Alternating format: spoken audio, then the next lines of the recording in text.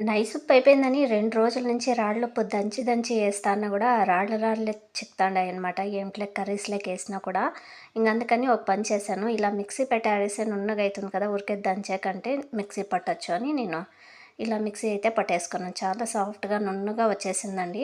ఇదే మేలు రాళ్ళుప్పు మనము నైస్ ఉప్పు కొనుక్కుండే బదులు రాళ్ళుప్పు కొనుక్కొని ఇట్లా ఒక్కోసారి మిక్సీకేసేసుకొని ఒక డబ్బాకేసేసుకుంటే మనం నైస్‌గా ఉండిపోతుందంట. నైస్ ఉప్పు కూడా ఉండిపోతుందండి. ఇదే మంచి ఐడియా కదా! నేను ఇలా కూడా ట్రై చేద్దాం అనుకున్నాను. అంతా ఒక బాక్స్‌కైతే ఏసి పెట్టుకుందాం అనుకుంటున్నా.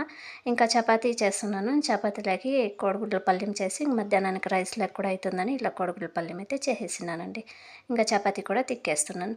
చూసారు కదా! నేనైతే 10థ్ రిజల్ట్ వచ్చింది కదా! మా పాపకైతే అన్నిట్లోనూ 80 అబోవ్ వచ్చిందండి. అన్ని సబ్జెక్టుల్లోనూ పర్వాలేదు. దాంట్లోనూ పాస్ అయిందది. హ్యాపీగా ఉంది గానీ సాటిస్ఫాక్షన్ అయితే లేదు. చూద్దాం నెక్స్ట్ టైమ్ ఇంటర్‌లో కూడా బాగా రాయాలని కోరుకుంటున్నాను.